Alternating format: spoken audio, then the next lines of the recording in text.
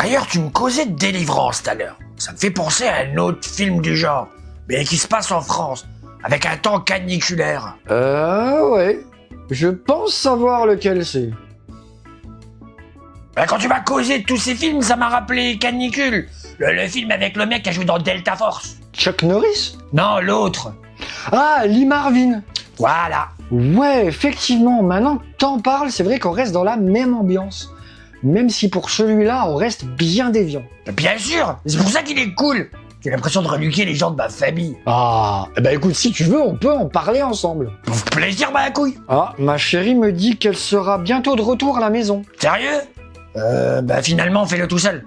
J'ai pas envie qu'elle me fracasse encore la tronche. Je préfère rentrer mettre la viande dans le torchon. Et puis, en tout cas, merci pour toutes ces découvertes. De rien, mais bon, c'est vraiment dommage que tu t'en ailles comme ça. En plus, c'est toi qui as proposé le film. T'inquiète, tu t'es habitué à cette rengaine qui arrivera bien sans moi. Ok. Bon, dans ce cas, générique.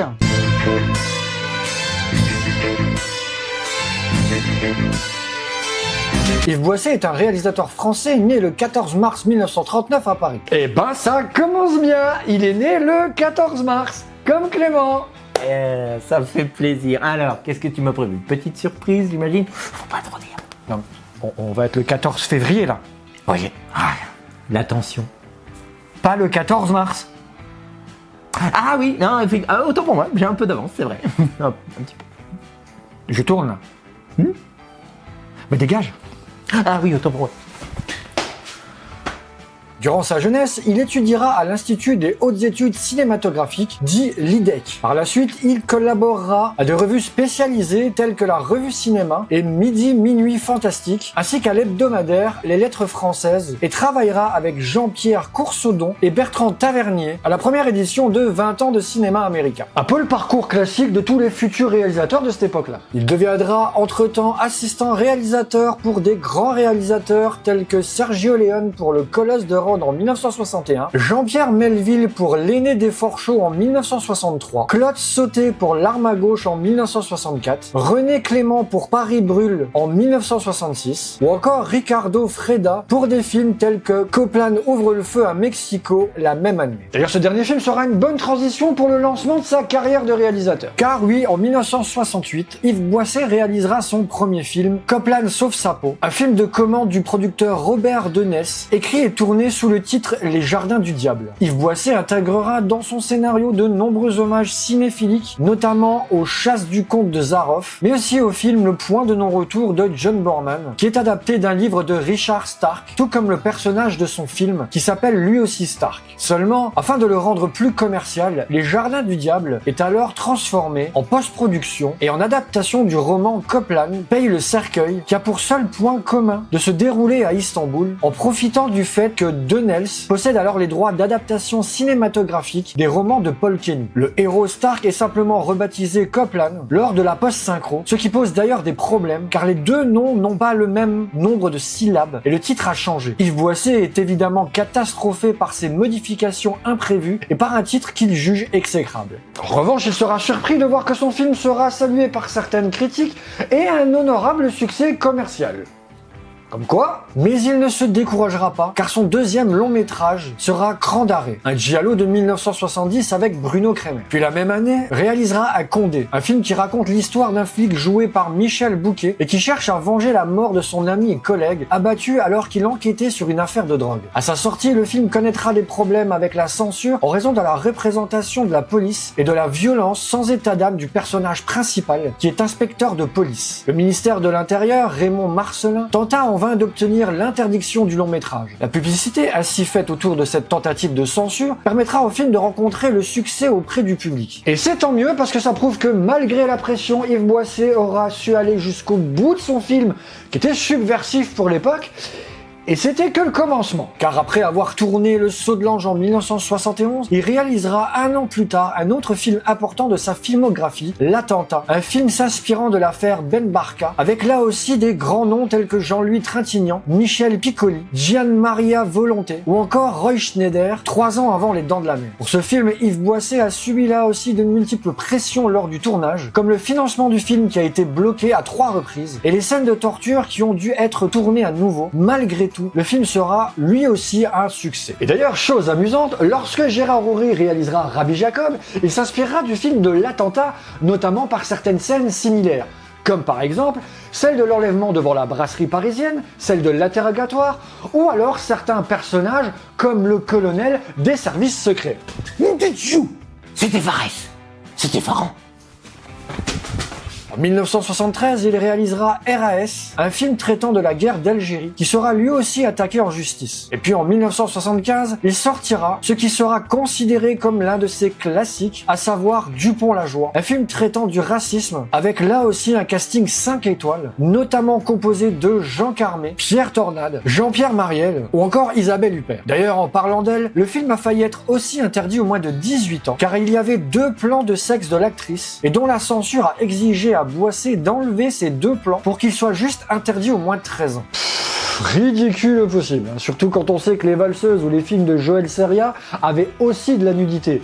Et pourtant, la censure était pas aussi sévère avec eux. En 1977, il réalisera un autre classique qui est Le Juge Fayard dit le shérif, avec Patrick Dewaere, et qui s'inspire de l'assassinat du juge François Renaud. Là aussi, un film polémique dû à la plainte du SAC, qui a dû conduire Boissé et son monteur à s'emparer des copies déjà dans les salles et poinçonner la bande sonore où l'on entend la référence au sac. Et puis après ce film, il fera divers projets, tels que La Femme flic en 1980 ou Allons enfants en 1981. Et puis arrivera un autre film intéressant venant de lui et qui, malgré lui, va influencer tout un pan de la pop culture. En 1983, il réalisera Le Prix du danger, un film d'anticipation avec Gérard Lanvin et qui est adapté d'une nouvelle de Robert Sheckley. Le film est une critique directe des producteurs de jeux télévisés, de la publicité et de la société déshumanisante. Il satire envers les médias télévisés, préfigurant la télé-réalité et qui influencera malgré lui divers projets tels que Battle Royale, Hunger Games ou encore la série Squid Game, mais aussi d'un autre film qui a été accusé de plagiat. Car en 1987 sort le film Running Man de Paul Michael Glaser, qui présente de nombreuses similitudes avec le film de Yves Boisset. Dans les années 90, une plainte de l'équipe du Prix du danger est déposée à l'encontre de Running Man pour plagiat. Les plaignants remportent le procès en première instance, perdent en appel, puis gagnent en cassation. Mais bon, je reviendrai dessus en détail parce que ce film mériterait largement un sortie de culte à lui tout seul.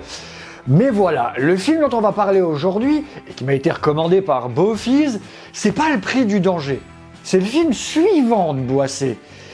Et avant ça, petite remise en contexte. Au début des années 80, Boissé conçoit un projet comme Barracuda sur la France-Afrique et le commerce des armes. Pour le scénario, il fait appel à Jean-Patrick Manchette, un auteur de polar d'extrême gauche et dont Boissé avait déjà adapté l'un de ses bouquins, Folle à tuer, avec Marlène Jobert, et sorti en 1975. Manchette est aussi le père de Doug Headline, un mec que je respecte beaucoup en tant que journaliste de Métal Hurlant, pour son travail dans la BD, et pour avoir été le cofondateur de Starfix, mais qui est aussi un piètre réalisateur puisque c'est lui qui nous a chié le film Brocéliande, dont on a parlé dans le film oubliable numéro 11, et le lien sera en description. Jean-Paul Belmondo devait tenir le rôle principal en plus de le coproduire, avec en plus de lui un casting solide tel que Charlotte Rampling, Bernard Blier ou encore Gian Maria Volonté. Finalement, le projet tombera à l'eau à cause de la gauche de Mitterrand et d'un contrôle fiscal très musclé de Boissé, qui lui a été envoyé par le ministre des Finances de l'époque, Michel Charasse. Et c'est dommage parce que j'aurais vraiment voulu voir le résultat final de ce film. Mais un homme va permettre à Boissé de rebondir après cet échec et le faire tourner à nouveau. Et cet homme, c'est Michel Audiard, un scénariste et dialoguiste que je n'ai même pas besoin de vous présenter tellement il a marqué de son empreinte et de sa plume le cinéma français entre les années 50 et 80. Au départ, le projet était confié à Serge Corber, un réalisateur connu pour des films comme Un idiot à Paris, ainsi que les 2 films de Louis de Funès qui sont L'homme orchestre et Sur un arbre perché. Ouais, enfin, perso, pas les meilleurs films de Funès. Mais finalement, Corber ne réalisera pas le film car il a eu une mauvaise réputation depuis qu'il s'est mis à devenir un réalisateur de films X sous le pseudonyme de John Thomas. D'ailleurs, pour l'anecdote, son premier film intitulé Hard Love aura pour acteur principal un certain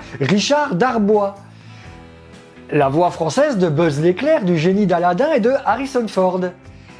Et non, c'est pas une blague. Finalement, c'est Michel Audiard qui proposera donc à Yves Boisset de tourner le film qui a été adapté d'un roman de Jean Vautrin. L'histoire sera la suivante. Alors qu'un été caniculaire bat son plein, Jimmy Cobb, gangster américain, cherche à échapper à la police française suite à un braquage qui s'est mal terminé. Il se retrouve au cœur de la Beauce et se réfugie dans une ferme tenue par une famille aussi bête que lubrique et méchante. Et ben, ça promet d'être savoureux tout ça. Ce film sera l'occasion pour Boisset de transposer un polar avec des références aux films de gangsters et aux films noirs américains, dont la bonne époque dans la campagne profonde française. Et pour ce faire, il va aller jusqu'à Los Angeles pour aller chercher un grand acteur américain réputé dans ce genre, son nom Lee Marvin. Un grand monsieur à la gueule du cinéma connu pour des films tels que Règlement de compte à Fritz Lang, L'homme qui tua Liberty Valance de John Ford, À bout portant de Don Siegel ou bien entendu le rôle du commandant John Reisman dans Les 12 salopards de Robert Aldrich. Mais qui est aussi connu pour être un gros alcoolique, ce qui a fait peur à Boisset,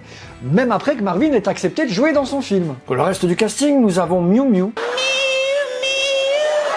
connu pour des films tels que Les Valseuses et Tenue de soirée de Bertrand Blier, La Dérobade de Daniel Duval, La Totale de Claude Zidi ou encore Germinal de Claude Berry. Jean Carmé, qu'on avait déjà vu chez Yves Boisset dans Dupont-la-Joie et Allons enfants, mais aussi dans La Soupe aux choux, le diptyque de Grand Blond avec Pierre Richard, Buffet froid ou encore Les Misérables de Robert Hossein. Victor Lanoux, un autre habitué du cinéma de Boisset, connu aussi pour des films tels que Un éléphant ça trompe énormément et sa suite, Adieu poulet, Cousine cousine, La Carapate ou encore la série Louis de la Brocante. Bernadette Lafont, connue pour avoir joué dans Le Beau Serge et les bonnes femmes de Claude Chabrol, La maman et la putain de Jean Eustache ou encore L'effronté de Claude Miller. Ainsi que le jeune David Bennett, qui est un acteur suisse et qui a joué dans des films tels que Les tambours de Volker Schlondorf, Le Légende de Ridley Scott et qui dans Canicule est censé jouer un mec qui fait plus jeune que son âge. Le tournage a eu lieu la majorité du temps dans la Beauce. Les scènes de la ferme ont été tournées dans la ferme La Jambe à Saint-Père-à-Ville-à-Colombe et la scène du hold-up au début du film a été tournée à Orléans. D'ailleurs, durant cette scène, il a failli y avoir un mort car durant la préparation d'une explosion de voiture, Lee Marvin, grand pro qu'il était, vérifiait toujours s'il y avait rien ou personne aux alentours des voitures et cette fois-là, il a retrouvé au-dessous de la bagnole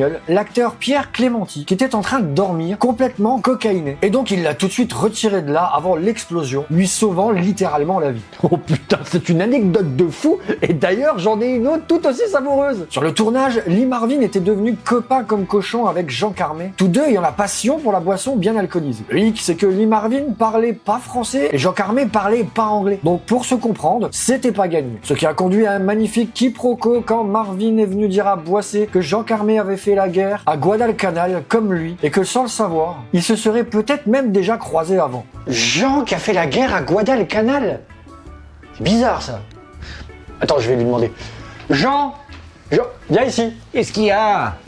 T'as été dire à Lee que t'as fait la guerre à Guadalcanal? Hein? Non, pas du tout. Non, pas du tout. J'y ai dit. Enfin, je parle pas un mot d'anglais, mais comme je l'avais adoré dans le film Duel dans le Pacifique, bon, je lui mimais des gestes de guerre, mais lui, il a compris que j'avais fait la guerre avec lui à Guadalcanal. Ah d'accord, ça explique tout. En tout, le tournage durera 8 semaines, avec un Lee Marvin qui aura réussi à ne pas être bourré sur le tournage et récitant donc son texte en anglais, tandis que tous les autres acteurs jouaient en français. Assez bizarre comme façon de faire, mais pas unique non plus, car par exemple, ils avaient fait aussi la même chose avec Charles Bronson quand il était venu tourner en France pour Adieu l'ami et Le Passager de la pluie par exemple. Ainsi que dans Taxi 3, lors du caméo de Stallone. Mais ça, on va vite l'oublier. Le film sort le 11 janvier 1984 pour un budget de 7,7 millions de francs. Le film sera très mal reçu par la critique. En salle, il récoltera à peine 1 million d'entrées, ce qui en fait un échec. Mais au fil des années, il sera apprécié par certains amateurs de cinéma bis et obtiendra son statut de film culte. Raison pour laquelle on en parle ici. Et d'ailleurs, ça me permet d'aborder un point dont on n'a pas encore parlé jusqu'à maintenant. Yves Boisset est un grand cinéphile. Et ça ça force mon respect. Car en ce qui concerne Canicule, le film possède énormément de références. Que ça soit à des films avec Lee Marvin, comme Les Inconnus de la Ville, ou Prime Cut, mais aussi à La Mort aux trousses, L'Ange Bleu, Il était une fois dans l'Ouest à travers un poster, aux prostituées ressemblant à celles qu'il y avait dans le cinéma de Fellini, et bien entendu à Délivrance, avec ces rednecks français tout droit sortis d'un film américain. Ce qui est étrange dit comme ça, mais en même temps, le film aussi est étrange. Ce qui frappe dès le générique, c'est la volonté du cinéaste de bousculer le spectateur. Le film est cadré impeccablement en 2,35, tandis que la partition de Francis Lahaye retentit. Une fois les crédits rouges vifs déroulés, Boisset plonge le public dans la grisaille minérale de la ville d'Orléans. Celle-ci va être le théâtre d'un braquage sanglant. Le réalisateur ne tourne pas autour du pot. Le sang coule, et sous les échanges de tirs, des enfants meurent sous les balles. Ouais, le film ne va pas dans la dentelle pour le coup. Ce qui est à souligner pour un polar français de l'époque. À première vue, Canicule est une œuvre à part dans la carrière de Boisset. C'est un simple polar auquel il mêle certains codes du western, mais sans vraiment de volonté de s'attirer les foudres des autorités. Seulement voilà, si Canicule n'est pas un projet ouvertement politique, il diffuse dans son récit une certaine amertume et nostalgie d'une époque révolue. D'où le fait de situer ce film dans la France profonde. Les dialogues sont drôles, mais d'une crudité inouïe. Les situations scabreuses s'enchaînent, et les acteurs se livrent à un concours de cabotinage hallucinant, sous l'œil éberlué d'un Lee Marvin qui a dû parfois se demander ce qu'il faisait là. Ou du moins ce qu'il pouvait bien se dire vu qu'il parlait pas français. Canicule n'est donc pas à prendre au premier degré. Il ne s'agit pas d'un portrait réaliste de la ruralité, mais d'une œuvre marquée par l'hyper-réalisme, la monstruosité proche de certains films de redneck américains évoqués dans la vidéo précédente, une aberration filmique comme le cinéma français en livre rarement, un cocktail détonnant entre le polar cauchemardesque et la grosse gaudriole gauloise. Et malgré ses défauts, il reste un ovni dans le paysage cinématographique français. Mais aussi du coup la colère de Boisset qui va de moins en moins se reconnaître dans le cinéma de l'époque. Car oui, l'échec du film marquera aussi le commencement de la fin pour Yves Boisset, car après ce film, il en réalisera encore quelques-uns, comme Bleu comme l'enfer en 1986, ou encore La Tribu en 1991, avant de se détourner définitivement vers la télévision, avec des projets tels que L'Affaire Dreyfus en 1995, Le Pantalon en 1997, Jean Moulin en 2002, ou encore L'Affaire Salengro en 2009. Encore une triste carrière de gâché. Sauf qu'avec lui, tous les ennuis qu'il a eu et les polémiques autour de ses films, je peux comprendre qu'il ait eu envie de passer à autre chose et de se tourner vers la télé. Et pour ça, j'ai envie de lui dire bravo. Pas un bravo pour avoir fait que des films passionnants, car en ce qui me concerne, ça n'est pas le cas. Mais bravo pour avoir tenu le coup toutes ces années et avoir bataillé comme un dingue pour pouvoir faire les films qu'il voulait. On peut ne pas accrocher à tous ces sujets, mais on peut lui reconnaître le fait d'aller jusqu'au bout des choses, et tout ça avec un amour énorme pour le cinéma. Son Canicule n'est pas parfait, on est bien d'accord, mais il transpire sans mauvais jeu de mots l'amour pour le cinéma qu'il aime. Bref, voilà, cet épisode est terminé. Si vous l'avez aimé, vous pouvez le liker, le commenter et le partager. N'oubliez pas de vous abonner pour le référencement, c'est super important. Et si vous voulez soutenir financièrement la chaîne, vous avez le bouton rejoindre ou le Tipeee. Et moi, je vous dis ciao!